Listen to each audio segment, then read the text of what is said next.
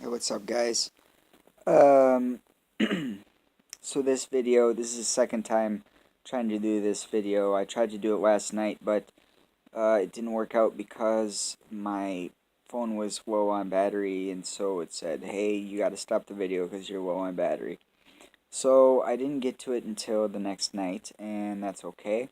I watched the first, I don't know, 4 minutes of what I had before, which was out of 9 minutes. So I have some understanding of what I said. Um, but this video is going to be on, my mental illness and how it affected me, and what that looked like in terms of growing out of that. So it might be a long video, so I apologize for that. Um, so where to start? Well, I guess I'll start in kindergarten, right? I was a strange kid. I was a kid that wanted to get attention but never quite got it. That sort of, and then when I did get attention, it was the negative kind of attention, and so it didn't really, work out too well for me. Um, so I can remember in kindergarten, or maybe a little bit later than that, maybe like third grade, I would say some really extreme things to my classmates just for a laugh or whatever. And I was a very hyper kid, and always aggressive. The way I talked about it in the past video was I was into aggressively seeking ideas, right, and what I could do with them. Um, I was somewhat interested in things as a kid. Um, I really liked Legos, and um, I recall one time. Now I'm getting off track, so I'm supposed to be talking about my mental illness, and I've sort of gone off track from that. So let me try to get back on track. I had ADHD as a kid, and that led to some very hyper behavior for me. And as I said, I seeked ideas aggressively, and so because of that, and because I happen to be a introverted intuition dominant, because of that, my tie to the subconscious is a little bit stronger than most people's. And so when you have somebody that's hyper and their link to the unconscious is stronger than normal, they're gonna do some weird things. And so I did some weird things as a kid, and it left me feeling like I was ostracized. And so that's the first sort of thing uh, the first thing that it did to me, result of my having a mental illness.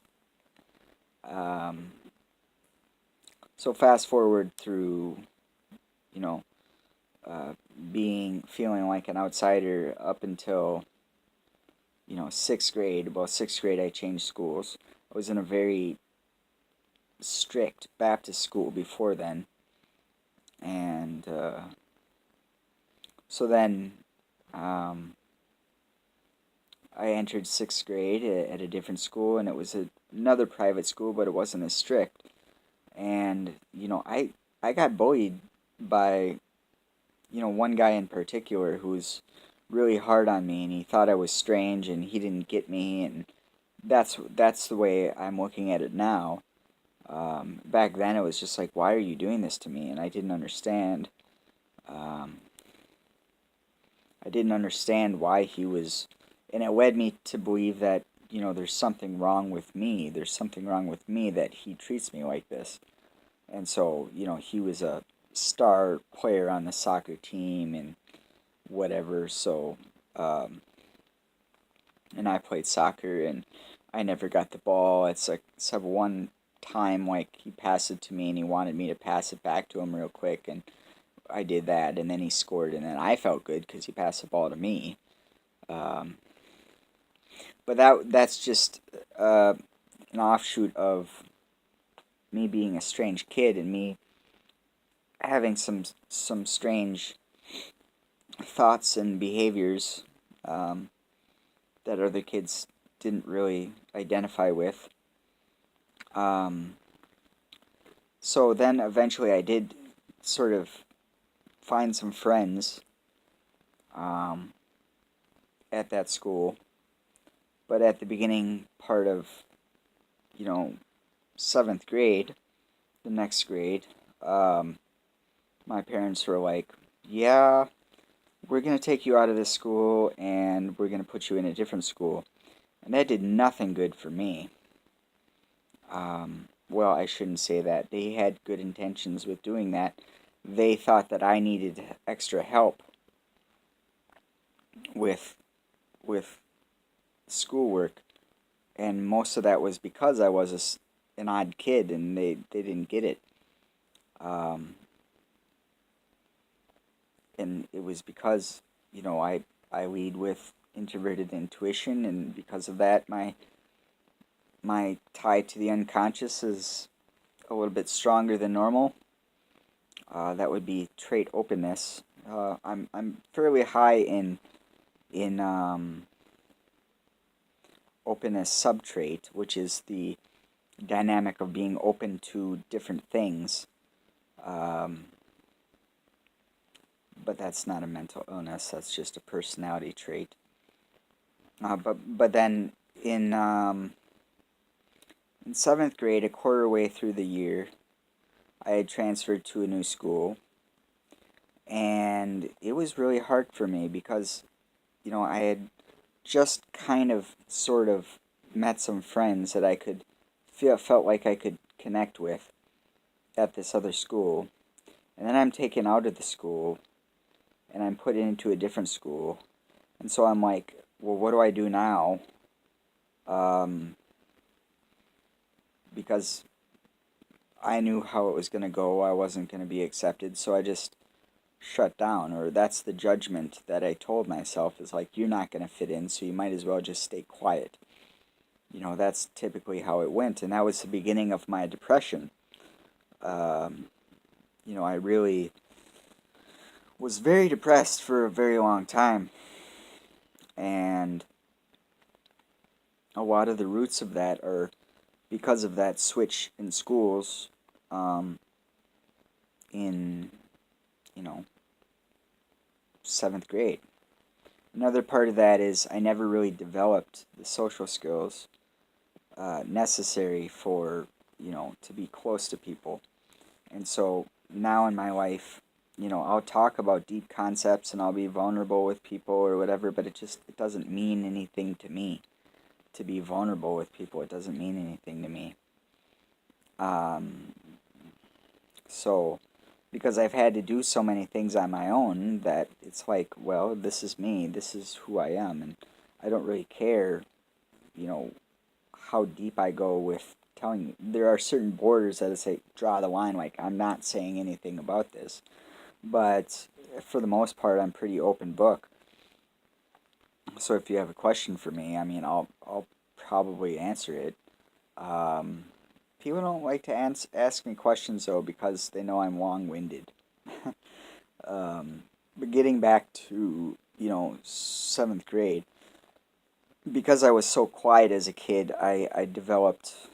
Well, that could have been the possibility that I developed some socially oddities in how I communicate to people and with people, and I never really got that sort of play aspect in my life with my peers, um, other than I was on the wrestling team in high school, and I did fairly well there. I got voted most improved my junior year of high school in high school wrestling, and that really means a lot to me because it shows that I've established myself as knowing how to improve from a previous position. Um, but I was still very quiet, and I didn't really open up to my teammates too much. And there was just a lot of anxiety surrounding my engagement with people at that time. And so this idea that I'm not accepted was just perpetuated throughout my youth. And I'd always been odd, and because of that, people sort of rejected me and didn't really accept me for who I was because I was so different. Um, Part of that is being creative, and part of that is just, you know, being having a mental illness, right? It's like that's part of it. And so, as a, and then I started to have some psychotic symptoms when I was in high school, and that didn't help things much. And I was still very, very depressed. And my senior year of high school, I just noped out basically. I still graduated on time and everything, but I was like, 350 out of 550 students or something like that in terms of grade point average. And so I was still a relatively bright kid. I always understood what was going on in school, and I always understood, what the teacher was talking about. And I always, if I applied myself, I would pretty much always get a good grade. Um, but I didn't apply myself very often, so yeah. And then moving on to after high school, I worked at a place called Menards, um, uh, and that's a lumber yard, and I drove a forklift there, and that's really where the onset of psychosis began, and there was possibly some triggers there too. It's like I knew, I've lived through a couple suicides. My one of my schoolmates when I was in, I think it was eighth grade, committed suicide, or shouldn't say committed suicide. I should say he died by suicide. And then later, shortly after high school was over, I had a wrestling teammate that I knew fairly well that I would wrestle with on a frequent basis, and he died by suicide. And then when I was working at Menards, there was a guy there that was a big motorcycle guy, and he got in an accident and he died. Um, so that was another sort of tough blow to me. And not like we were like super close, but it's like it's somebody that like fairly well. You work with them, and it's just kind of heavy. It's kind of a heavy experience. So that had an effect on my mental health, I think. And so at some point, I was seeing a girl, and that didn't work out too well. So I I got wrenched up because of that too, and um, so eventually I just had a mental break in 2007, and you know, um, it's so funny to me to think about because I can see parts of myself where I was making some rather, um, remembering back, I remember I had some rational thoughts about things, and so that reaffirms the point for me that, well, I'm fine and nothing's wrong, but really there was a lot going wrong with me. I mean, I had a psychotic mental break, and that's not pretty. And I had a lot of, I guess I would say, visions where in my mind's eye, I would imagine things, and um,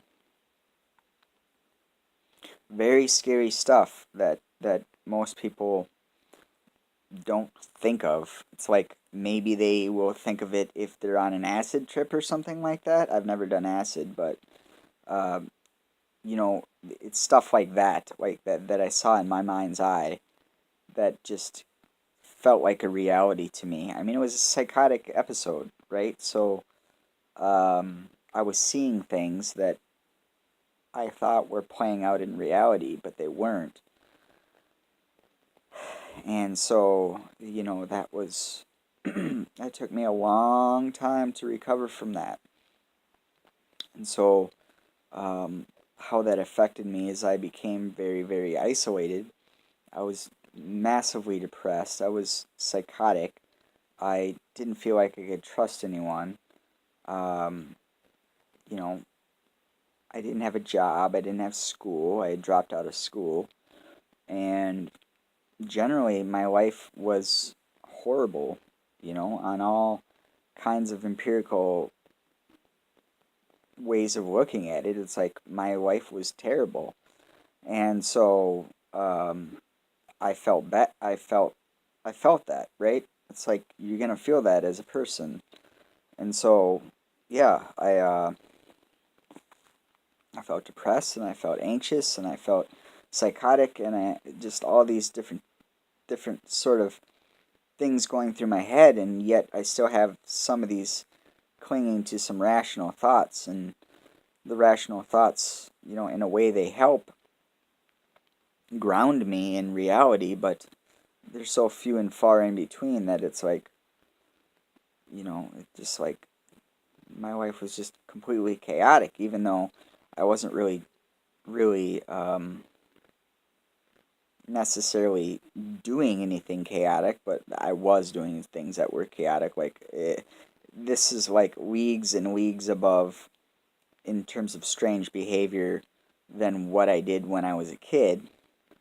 As a little kid, in third or fourth or fifth grade, it's just on a whole nother level, and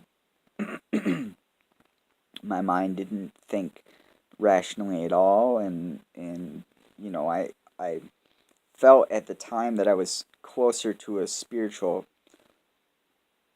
uh, closer to spiritual truth during that time, and I don't really know what to make of that at this point. It's like I remember what those things were, and a lot of times sometimes when people are manic, what happens is they totally blank out and they don't remember anything about what they did or what their thoughts were or anything like that. But I remembered. I remembered what my thoughts were. I remembered what my behaviors were, and it was shocking. And still I'm getting over that. It's some of those things, but I'm mostly over most of them. So that's the good thing. Um, and then I had seen a lot of different therapists, and I thought, at one point recently, I want to say like 2 or 3 years ago, I said, there was that one therapist that I kind of liked. Maybe I want to go see him again. So I called up that clinic and I said, hey, does this guy have an opening? And they said yes. And so I said, okay. So I started seeing him. Now I see him on a fairly regular basis, about once every 2 weeks, once every week, once in a week and a half, somewhere in there. And, one thing that he did was he said, you're really depressed and um, you need to get some extra help with that. And so he advised that I should go to a partial hospitalization program, and I did that. And when I was started it was like I was very, very depressed and a little psychotic. And then when I ended out of it, it's like I was not psychotic and I was a little bit less depressed.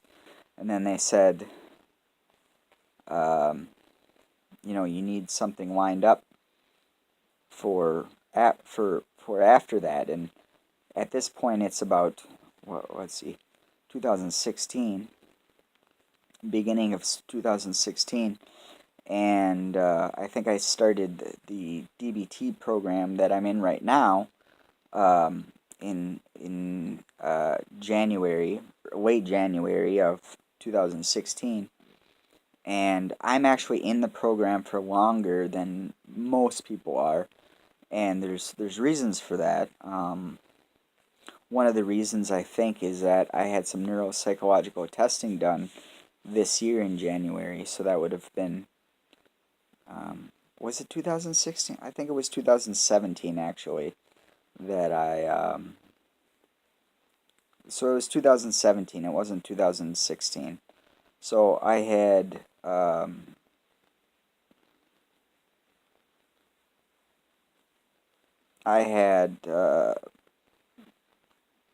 done some neuropsychological testing done, and the reason I wanted to get that done is because, I realized, hey, what's going on when I communicate with people? It's like they don't get what I'm saying, or if you guys have noticed, it's probably because I talk at a slow speech rate, right? And why do I do that? Well, because I have to think everything through that I say. I don't think out here, I think in my head, and then I have to say, what is the idea that's going through my head, and then try to figure out a way to communicate that.